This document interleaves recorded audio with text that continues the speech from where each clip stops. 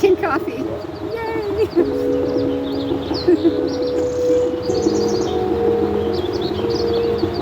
Alright, it's almost there. The Jackery, our power unit, sat in the car for 8 months. Oh jeez. Yeah. And it still had 77% charge when we got back. And today it's running the coffee maker. Which is the reason we bought it.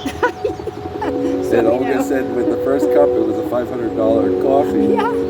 But I think we're down to about $50 a cup. Well, so, that'd be nice. And she still appreciates everyone. Everyone. All right. Let's have the coffee.